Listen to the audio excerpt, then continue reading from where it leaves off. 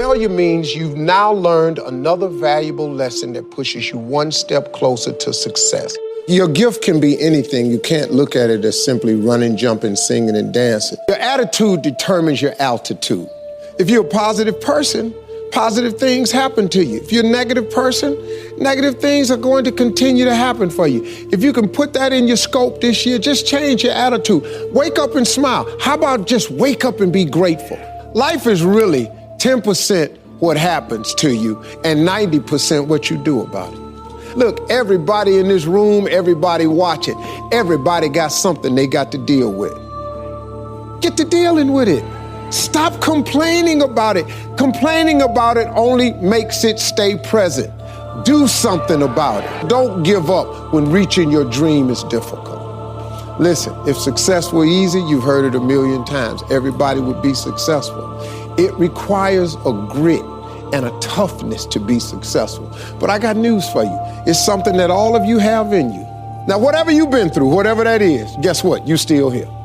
Whatever you think riches is, that's your definition. There's a survey that says riches and success is being happy. Well, all you have to do then is determine what is it that makes you happy and start down that path. Now, to find true success, I believe that you've got to do some work because it's not free. Everybody would love to wake up and just be happy and bubbly, but it requires some work. So I want to share with you something from my book, chapter 11. There is no self-made man. Now, most of us want to believe that we're independent, that if we set our minds to do something, simply it can get done. Well, I got news for you. Unless you look to others, you can work twice as hard to get half as much. Sometimes you need a partner in a deal in order to aid you along the way.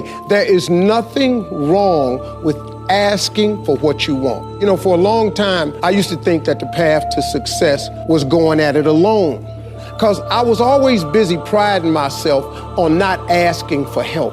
What you got to do to get the life that God wants you to have, you got to put more air in your bubble. You got to blow your bubble up. Expand yourself. Take yourself out your comfort zone.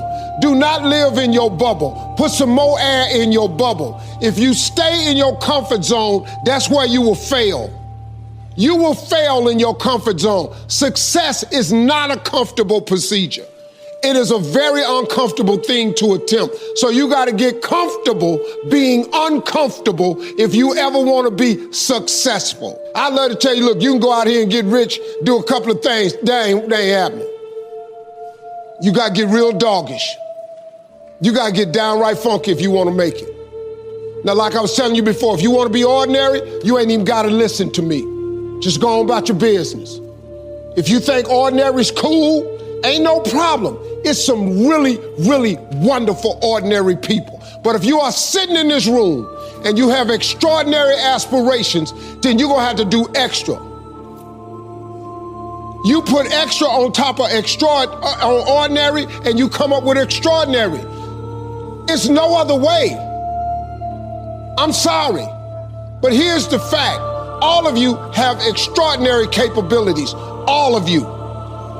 You have to decide if you are willing to do the things to put you in that category. Rich people don't sleep 8 hours a day.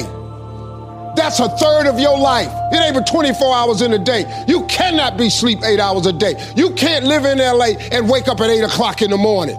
It's 11 o'clock on the East Coast. The stock market been open 2 hours. They already making decisions about your life and your ass will sleep. Quit running away from the gift. Your gift will make room for you. Stop trying to be something you ain't gifted at. Nobody asked you to go down here and study to be a dentist, and you ain't really good at that. Quit going down to the church trying to sing. You can't sing. You have to get fluent in the language of success so you speak it with ease. Surround yourself with people who've accomplished their dreams and immerse yourself in the culture of achievement. And before you know it, you're going to be speaking the life of your dreams into existence. And like I've said before, we each have a gift. But too many people miss out because they refuse to sign the lease on their gift. You keep looking for it outside of you. Stop. Sit with yourself. What is it that you do the absolute best with the least amount of effort? That's your gift. But if you are constantly looking outside of yourself and you don't latch on to your gift, you will never find your purpose. If you want to succeed, you must commit to your own gift and embrace it. When you are a person who is success-minded, you have a wagon that you are pulling uphill. Attached to this wagon is this very thick rope. You are shirtless. You have a rope on your back and you are pulling this wagon uphill at all times. You are totally responsible for your wagon. You are the only one on rope. Now, in order for the wagon to go up the hill, you have to have people, like-minded people, people on your staff, employees, people who you partner with. The thing of it is, though, you are the only one responsible for the pull. What you have to be careful of is as you pull this rope up the hill, you have to make sure that everybody that's on the wagon is doing something to get the wagon up the hill. Everybody's foot got to be hanging off that wagon, pushing. Somebody got to get off the wagon and move rocks from under the wheel. It's an old wagon you pulling. But what happens along the way, and you got to be careful, there are people who will get on your wagon and have no value. All of a sudden, they feet up off the ground. They just on the wagon ride. And you have them in your life. You are now making my haul on this rope more difficult than it is. You must now shed yourself for this dead weight. If you don't, your climb with your rope will be, it's agonizing. Your gift can be anything. So once you identify it, then that's the beginning of it.